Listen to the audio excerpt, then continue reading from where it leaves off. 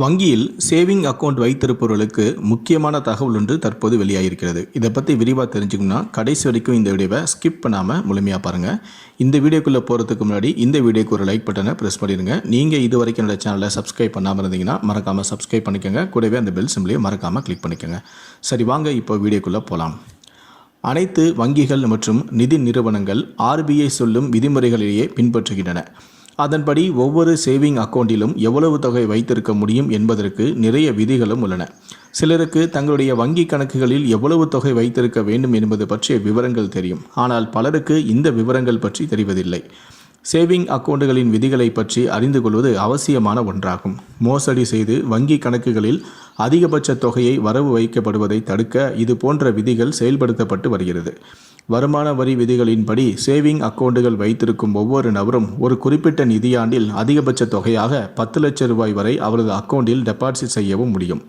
இந்த பண வரம்பிற்கு மேல் டெபாசிட் செய்யப்பட்டால் அந்த தொகையை பற்றி வருமான வரித்துறைக்கு வங்கிகள் தெரிவிக்கவும் வேண்டும்.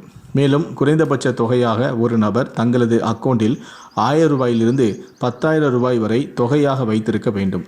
அந்த அடிப்படை தொகை ஒவ்வொரு வங்கிகளுக்கும் மாறுபடலாம். சேலரி அக்கௌண்டாக இருக்கும் பட்சத்தில் நீங்கள் எந்த தொகையும் வைத்திருக்க வேண்டும் என்ற அவசியம் இல்லை. ஆனால் சேவிங் அக்கௌண்டுகளாக இருந்து ஜீரோ பேலன்ஸ் இருக்கும்போது வங்கிகள் உங்களிடம் அபராதத்தை வசூலிக்கும். நீங்கள் 50,000 ரூபாய்க்கு மேல் டெபாசிட் செய்தால் கண்டிப்பாக உங்களுடைய பேன் கார்டு பேங்க் அக்கௌண்ட்டுடன் இணைத்திருக்க வேண்டும். ஒருவர் ஒரு நாளைக்கு 1 லட்சம் ரூபாய்க்கு மேல் டெபாசிட் செய்வது வருமான வரித்துறையின் கவனத்தை ஈர்க்கலாம். ஏதேனும் ஆதாரமின்றி தொகை டெபாசிட் செய்யப்பட்டால் 60% வரி, 25% கூடுதல் கட்டணம் மற்றும் 4% செஸ் கட்டணம் விதிக்கப்படலாம். பலர் தாங்கள் சம்பாதிக்கும் பணத்தை தங்களது சேவிங் அக்கௌண்டுகளில் சேமித்து வைத்திருக்கிறார்கள். அது பெரிய பிரச்சனையாகாது. ஆனால் பணம் எங்கிருந்து வந்தது என்ற ஆதாரம் இல்லாமல் அதிக அளவிலான தொகையை சேவிங் அக்கௌண்டுகளில் வைத்திருந்தால் அது வருமான வரித்துறையின் விசாரணைக்கு வர வாய்ப்புள்ளது. எனவே நீங்கள் டெபாசிட் செய்யும் தொகைக்கான ஆதாரம் உங்களிடம் இருந்தால் நீங்கள் எதை பற்றியும் கவலைப்பட அவசியமும் இல்லை. நீங்கள் அதிக தொகையை உங்களது சேவிங் அக்கௌண்டில் வைத்திருக்கும் போது அதை ஃபிக்ஸட் டெபாசிட்களாக மாற்றிக்கொள்ளலாம்.